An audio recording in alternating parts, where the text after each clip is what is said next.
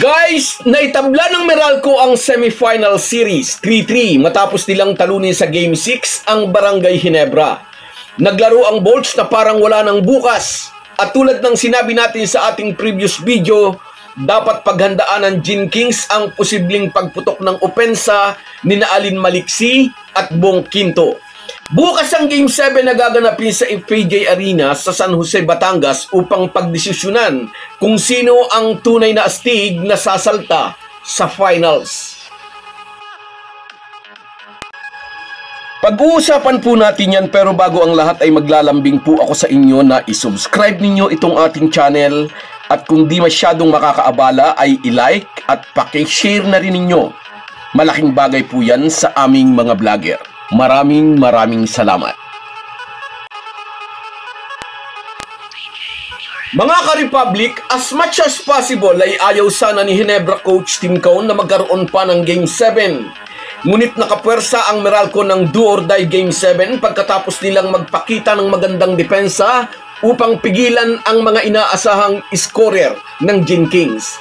Pinasikip ng Bolts ang daigdig ni Christian Standhardinger sa pintura kaya napilitan itong mag-kick out pass. Ang problema ay off-night din ang mga tirador ng Ginebra. Inatake ng Meralco ang depensa ng mga Ginebra Bigs nang pagod na ang mga ito, kung kaya halos unstoppable na sina Alin Maliksi at Bong Quinto sa mga krusyal na minuto ng fourth quarter. Maganda ang adjustment ni Nenad Vucinic sa depensang ibinigay ng mga ito kay Standhardinger. Bago pa makapihit sa strong side ang Phil German Banger ay naroon na ang help defense, kung kaya naaagawan ito ng bola bago pa makabuelo. Sinamahan din ng swerte ang laro ni Bong Quinto at sa Game 6 ay pumutok ang kanyang opensa.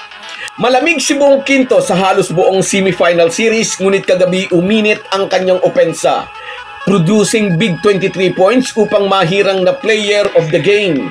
Nag-init din si Alin Maliksi at binuhat ang kanyang kupunan sa mga huling minuto ng laban.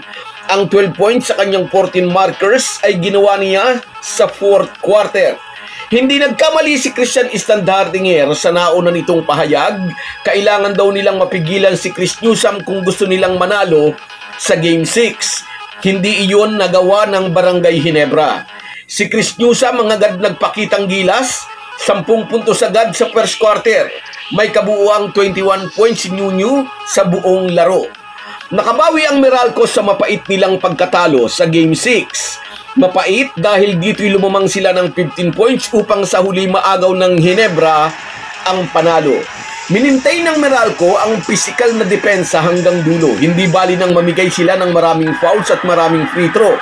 Dito sa Game 6, maganda ang naging resulta ng kanilang pisikal na laro. Kung nagkataong natalo na naman ang Meralco dito sa Game 6, tiyak kukuda na naman ang sports columnist na si Homer Saison. Kukwestiyonin na naman nito pihado ang disparity sa free throw given to Ginebra at sa paborito niyang team. Anyway, mangyayari rin ang Game 7 na ayaw sanang mangyari ng Ginebra coach.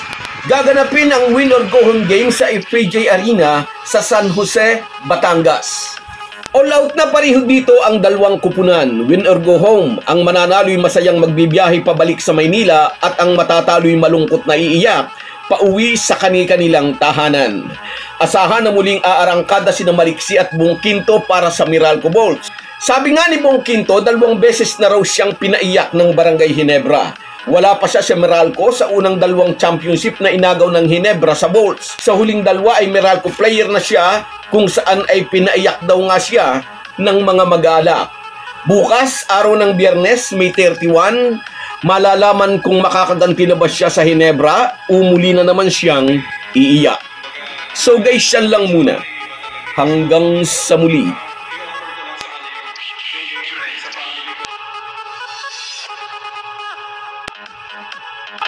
Kung wala po kayong mga viewers namin ay walang magtatagumpay na vlogger. Kaya salamat po sa inyong panunood. Shout out sa iyo, Joel Atienza. Nasingitan tayo, kabayan. May bukas pa. Shout out din sa iyo, Josie Casilaw. Pero umabot tayo ng Game 7, Josie. Sa iyo rin, Lucia Burata. Sana Ginebra pa rin. Sana tayo bukas. Sa iyo rin, Daniel Baluran. Shout out sa iyo, Idol. At sa iyo rin, Reggie Jimenez. Nadali tayo ng Meralco doon.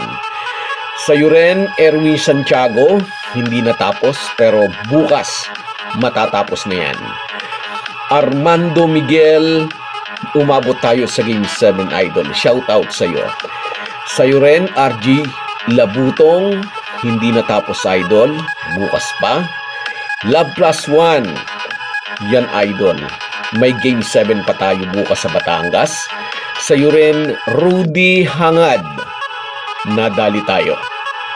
At sa iyo rin, Rosalinda Balbuena. Salamat sa inyong lahat. Kahit gaano po tayo kabisi, ay huwag po nating kalimutan ang ating buhay espiritual.